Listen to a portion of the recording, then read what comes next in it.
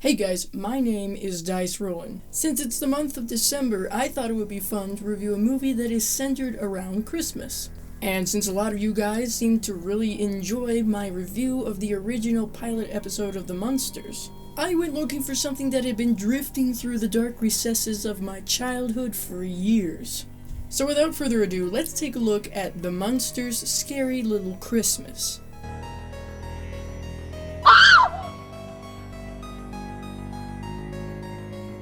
The Munsters Scary Little Christmas was a 1996 made-for-television movie. It was written by Kevin Murphy and Ed Ferreira.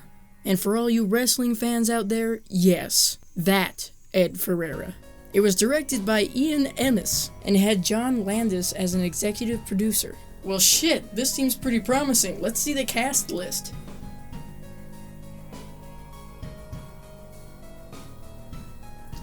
I don't recognize any of these people. Let's be fair, the original cast of the Munsters would have been pretty impossible to bring back together for this movie. Either one of them was too old to be playing the part, working on a different project, or unfortunately, dead. So let's give each of these actors the benefit of a doubt for bringing our favorite family back to life. So, the role of Herman Munster is played by Sam McMurray. Lily Munster was played by Ann Magnuson. Marilyn was played by Elaine Hendricks. Eddie Munster was played by Bug Hall.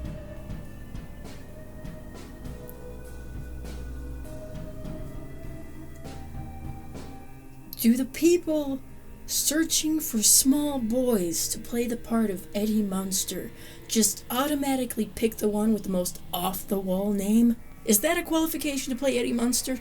And also, who would name their kid Bug? And finally, the actor who played Grandpa was Sandy Barron, who had roles in such movies as... Oh boy.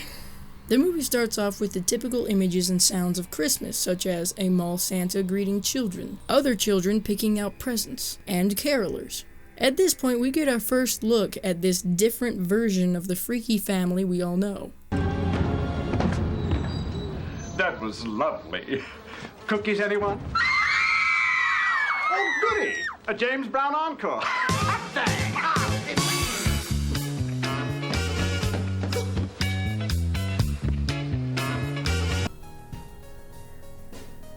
think that pretty much sets the tone for this one. Each member of the Munster family is preparing for Christmas by decorating as only a Munster can, with bats and bugs and actual mistletoe. Get it? But all the festivities seem to fall a bit flat for Eddie as he's being bullied by the neighborhood kids. Oh. God! I guess the Munsters decided to add a nice demonic door knocker since the last time we saw them. And here I thought Grandpa was the scariest thing in this movie. So Eddie continues to be the epitome of adolescent angst, which causes the rest of the family to realize that something is seriously wrong. And in order to cheer Eddie up so he can enjoy Christmas again, they form a plan. Or more accurately, separate plans. Herman wants to get Eddie a new torture playset from Transylvania. Marilyn wants to invite family members to a Christmas party. Lily wants to have Eddie help decorate for the neighborhood Christmas decoration contest. And Grandpa just wants to make it snow. All in all, I'd say that's a pretty solid plan. What could go wrong? Well, it turns out that Herman's boss, Mr. Gateman, won't give him the raise he needs in order to buy Eddie's Christmas present. I'm lucky if I can pay my crematorium bills at the end of the month! Advance! You're lucky I don't fire your lame carcass on the spot! He's a creature actor, what do you want? I'm sorry, but I actually prefer this guy's hammy overacting to the typical deadpan and, well, lifeless performances some actors playing funeral directors give.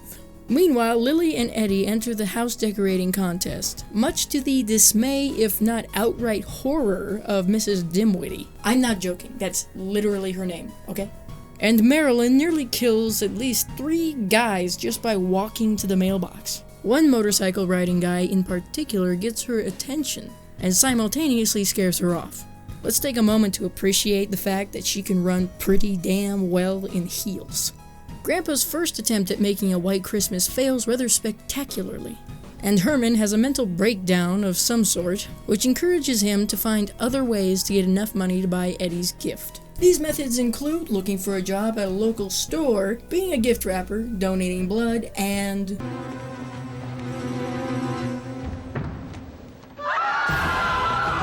Nope! Nope. Oh, hell no. Yet again, my childhood has been scarred before my very eyes. Let's go back to Grandpa for a minute here while I cleanse my eyes. In another attempt to get it to snow, Grandpa transports Santa himself and 2 of his elves to his dungeon while they were taking a test flight of his sleigh. Since it's 2 days before Christmas, this causes quite a problem, and a borderline un-Santa-like reaction from the Jolly Man himself.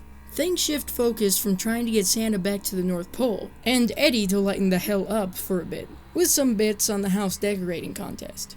At some point, the guy Marilyn almost killed arrives at the Munster house looking for her.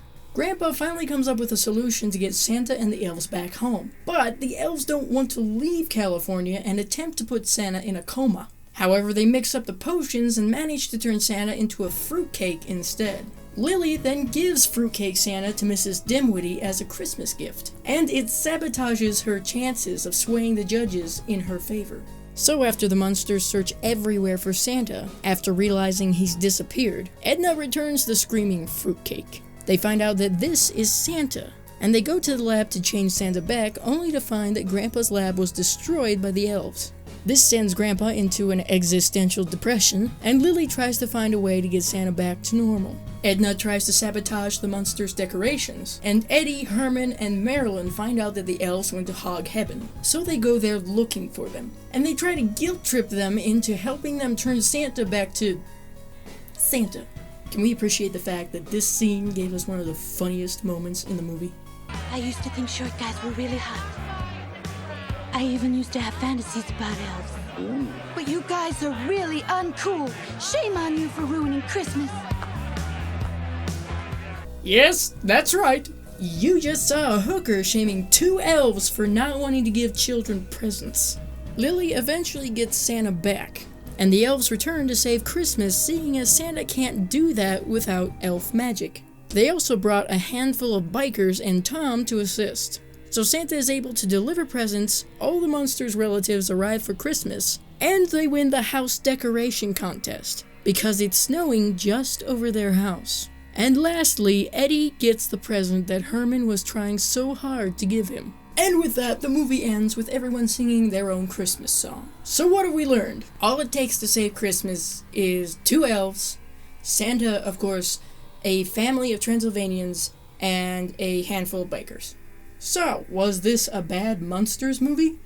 No, it wasn't even a bad Christmas movie. This isn't a great movie, but it's not difficult to get through, or it makes you regret buying it in the first place. It's cheesy, it lacks in certain places, but to be fair, it has the right idea. It has the right concept of what Christmas will be like for the Munster family, and the kind of hijinks they would get into. All the actors did a good job for their parts, and it's never easy for a different actor to play a well-established and loved character, much less 5 of them. Plus, they managed to pull off some decent jokes and humor. All in all, this movie is kind of like a novelty. It doesn't do anything new or really impressive, but you still enjoy it for what it is.